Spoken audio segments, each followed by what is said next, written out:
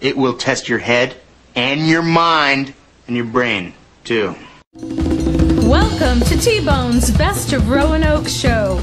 Music, comedy, and conversation featuring HB, the Honey Badger. Honey Badger don't care. Now, on with the show.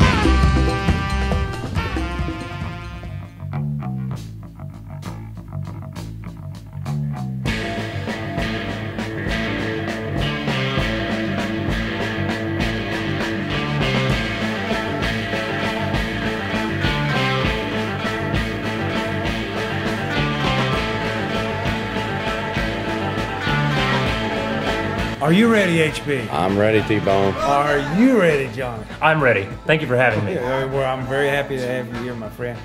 This is Radio Free Roanoke, and this is episode 111, HB. Ooh, T-Bone's Best of Roanoke show. He's Johnny Camacho. Hi. The kingpin of comedy behind the upcoming Roanoke Comedy Fest. Yes. Okay, Johnny. Now, there's not going to be one. There's not going to be two. There's going to be 3 nights of comedy gone wild. What the hey are you cooking up there? Oh man, well, you know, the concept of a South by Southwest style multi-day, multi-venue comedy festival is not a new thing. You know, when I was living and working in New York City comedy at Caroline's on Broadway, I had a hand in helping them put on the New York Comedy Festival, which is kind of that model, you know, blown up to the biggest, most expensive, grandest scale you can imagine. So like, whereas I'm putting up shows at places like Martin's and Twisted Track and 5 Points Music Sanctuary, for the New York Comedy Fest, you might be talking about Carnegie Hall and Madison Square Garden and the Brooklyn Academy of Music Opera House. So it's the same but different. It is the same model, just on a smaller, more hyper-local scale. I don't have quite the money that they do to spend, but I've done what I can with my resources. And so it's not a new concept, but it just hadn't happened here. And it's not like there's not an appetite for it. All right, I don't think the reason it hasn't happened isn't because people in Roanoke don't like to laugh or don't appreciate comedy. I just think it took the right combination of somebody with that kind of production experience, you know, the passion to sell the idea, and then some willing partners in the form of local venues. And when all of those pieces started to click into place, it suddenly went from being just sort of a pipe dream I had for the Roanoke community to being something I felt was actually achievable. And we're well on our way. And you've been cultivating this, and all the time I've known you put on little shows here every now and then. Yep, absolutely. And so it's starting to spread. It is. So this will be the first comedy fest for Roanoke. And Martin's, which one? It's going to be October 8th, 9th, and 10th. Correct. So the first night will be where? So we have, all told, we're going to have something like close to a dozen shows, I think. A dozen shows, workshops, supplementary programming over the course of 3 days. But every day is sort of anchored by a headline performer and venue, right? So on Friday evening, our headliner is a very talented comic named Chris Allen, who operates out of Charlottesville. And he's going to be playing on the 8th at Twisted Track. So that's Friday night.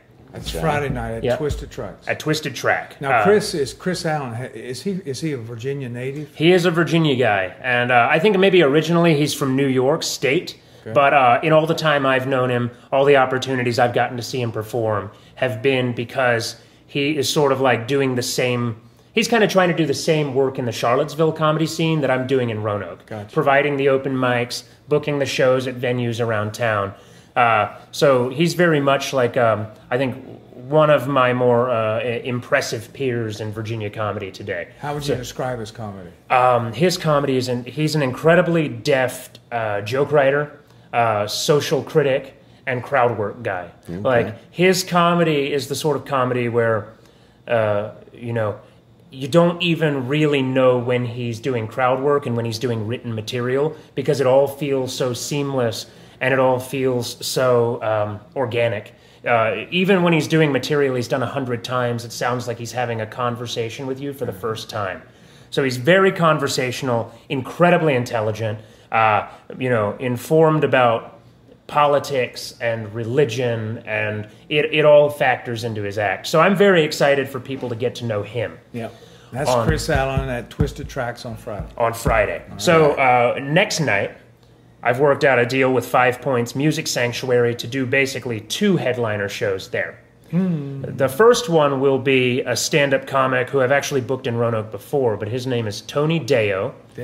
And he, you won't believe the number of times I've done that. But he will be in, he'll be at 5 Points Music Sanctuary on that Saturday evening. He'll be the first of the 2 shows. And he's a New York City working comedian, lives up in Queens with his wife and kid. But he is actually like a native of Buena Vista, Virginia. So, and it's actually kind of a funny story. Like Tony and the Sunday night headliner, Rob Cantrell, there were a few years in middle school into high school where they randomly went to the same school in Buena Vista, Virginia. It's a hotbed of comedy. It's a hotbed for comedy. Who knew? But so you've got these 2 guys who are both working professional comedians in New York City who have this seemingly random but incredibly cool connection to rural Virginia. And so, like, putting those guys on the bill together just made sense to me. It made good sense to me. But Tony is one of the sharpest joke writers I've ever met. Every time I see him, he's got new material. It's beautifully thought out, beautifully organized. The guy's a consummate pro, super comfortable on stage. And he's also got the kind of material that spans generations. Like, your grandma's going to like his comedy, and your kids are going to like his comedy. And he pushes the envelope, but always in a very sort of like playful, well-meaning kind of way. He's not an angry comic, but he's really good at sort of mining the absurdities of everyday life. What it's like to be a dad, what it's like to live in the city, what it's like coming from a small town.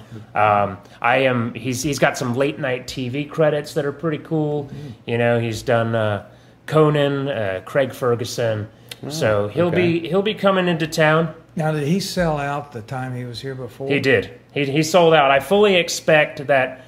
I'm being bullish on the success of this festival. We're a few months out, but I would expect that every show, just given the size of the venues we're working with, will sell out by the time the acts are ready to go. So I would recommend, if anyone out there is listening and interested, that they go ahead and lock down any tickets they might be interested in.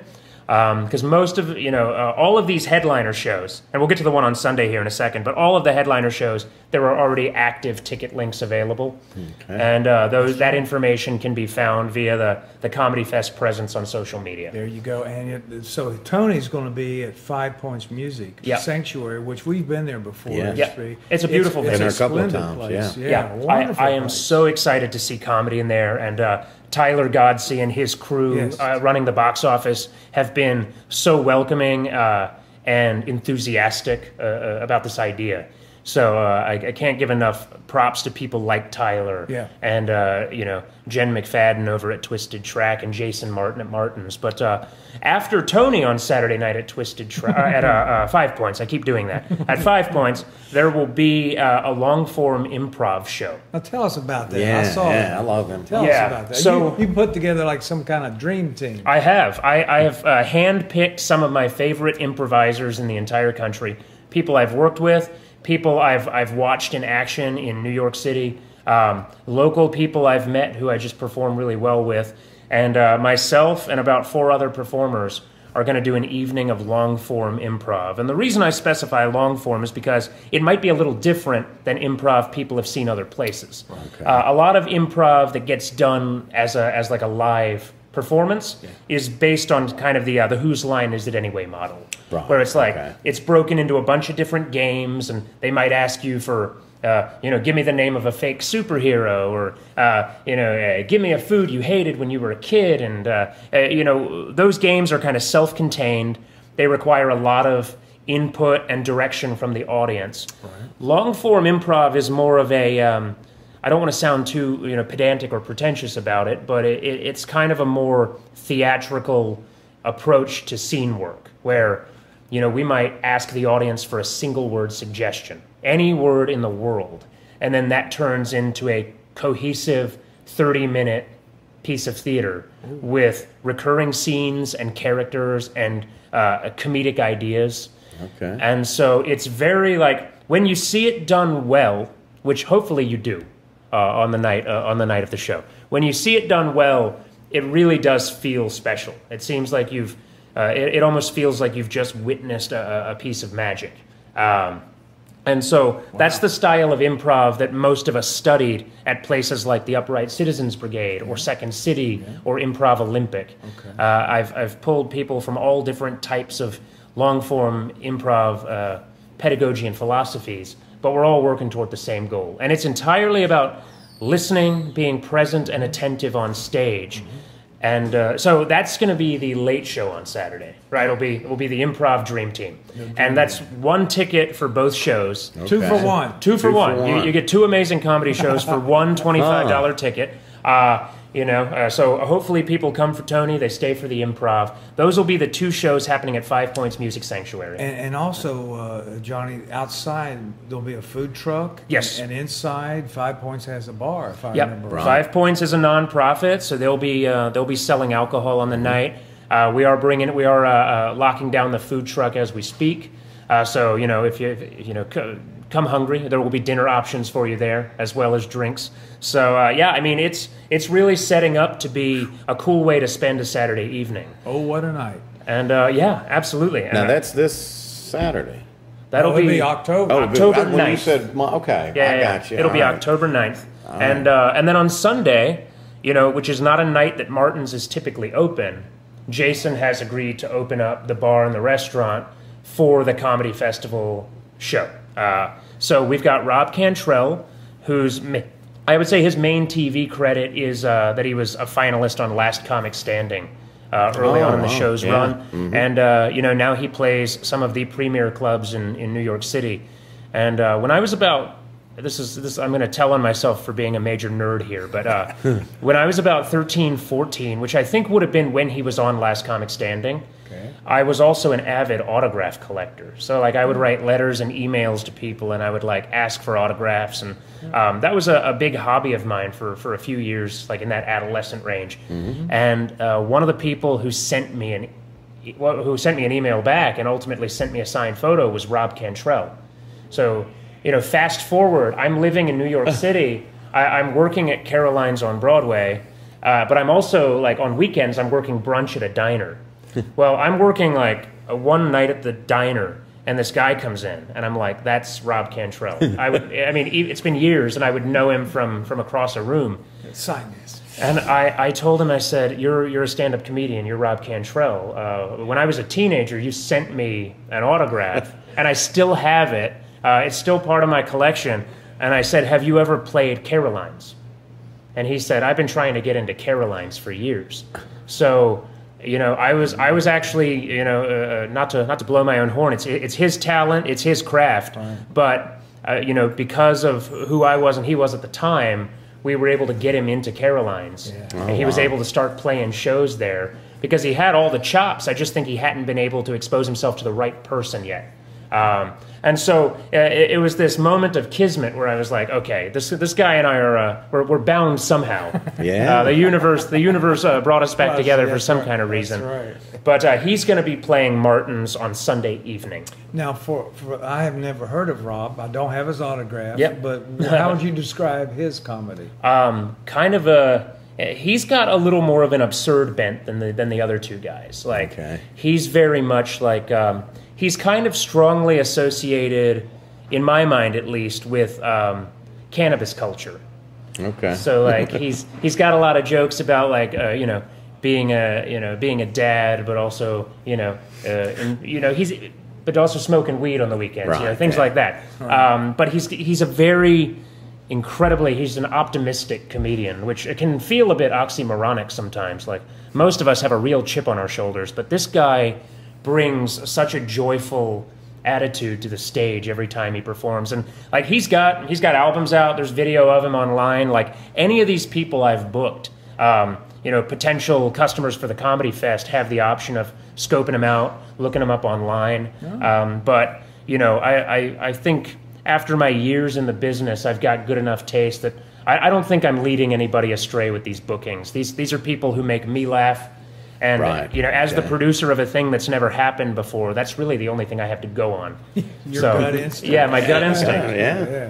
All right, so you got the three big amigos Yep. every night, Friday night, Saturday night, Sunday night, October 8th, 9th, 10th. Yes. Now, during the Okay. day, you said you were going to have workshops, like workshops on, let's see, dying is easy, but comedy is hard. You know, Stuff like that? More or less, yeah. I mean, there's going to be, we're going to have at least one workshop on writing jokes for the stage. We're going to have a workshop on, you know, doing improv scene work.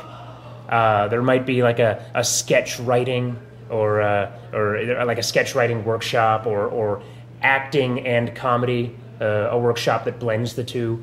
Because people don't, I mean, when you're on stage, when it's just you and an audience, like your ability to exude emotion and to exude feeling, like that's acting, and it's also essential to your craft. Unless you're a guy like Stephen Wright, who, you know, his whole thing is how little emotion he shows. But that in and of itself is a form of, it's a character, Yes. right? So even when your character's thing is being sort of monotone, that's still an artistic decision. And so we want to have workshops where people who are interested in taking their fascination with comedy beyond just watching and appreciating into something maybe more participatory and you know, based on an opportunity to grow and to learn is very important to me. And another very important thing to me is, like, I consider this festival as much a celebration and a showcase of Roanoke as I do of live comedy. Nice. I want people to come from out of town and experience this weekend of programming that we've put our hearts and souls into and say, wow, you know, this doesn't happen where I'm from. Right. Like, this is a really cool thing in a really cool town. And I want people to see the same beauty and excitement for the creative and the artistic that I see every day as a resident and an employee of downtown.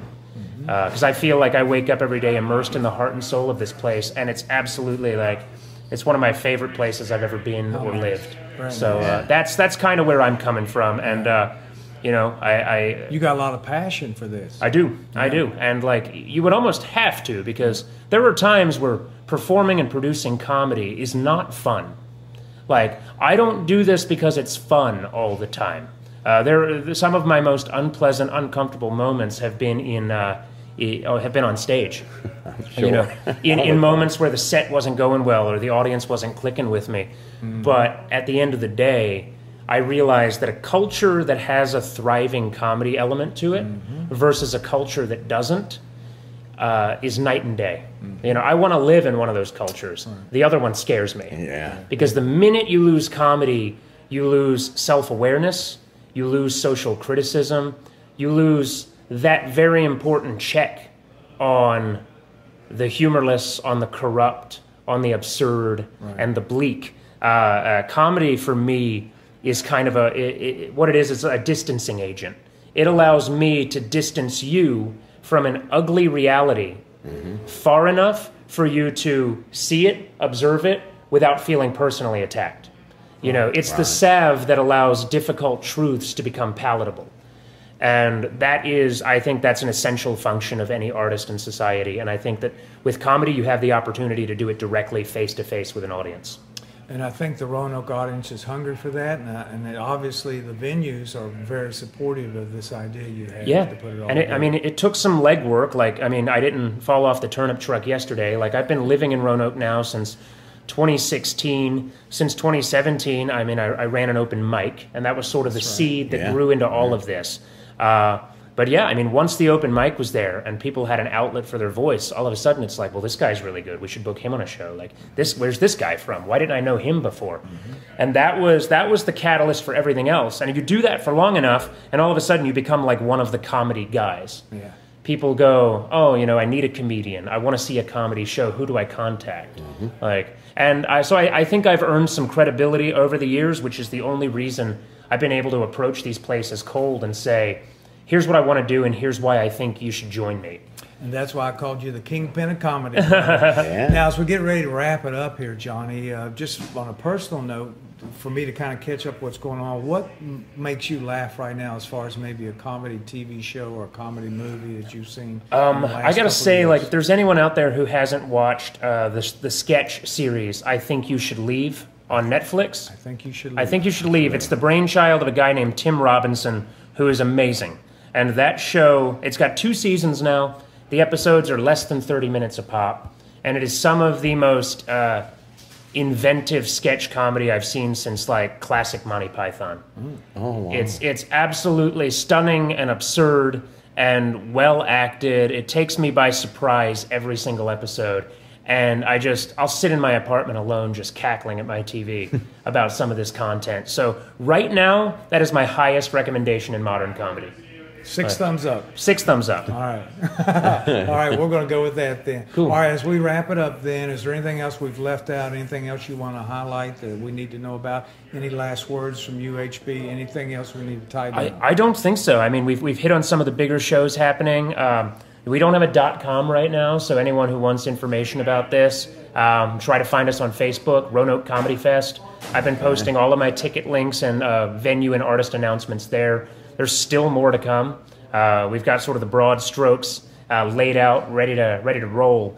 But it's going to be. I think like there's like when you go to a big music festival, you know, a lot of times it's the smaller shows, the more off the beaten track shows that leave the biggest impression. So I'm not cutting corners. Like just because we've got our headliners laid out, there's still plenty of interesting stuff coming down the pipe. So just keep track of it. Get your tickets if you haven't already. And I really appreciate this platform to tell people about it. You got it. Roanoke Comedy Fest, October 8th, 9th, and 10th. Yes. HB, now there is a Festivus for the rest of us. Yeah. Roanoke Comedy Big time. Fest. Big Awesome. Yeah. Thank you, brother. Thank you. Well, thank you very much. Yeah, it's awesome. Go get it. Standing on the water, casting your bread, with the eyes of their idols with their iron heads are glowing.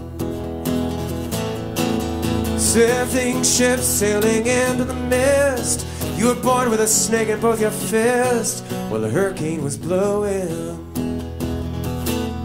You have a freedom just around the corner for you. Yeah, but with truth so far off, what good would it do? Joker Mountain dance to the nightingale tune, bird fly high by the light of the moon, and whoa, whoa, whoa, whoa, Joker Mountain.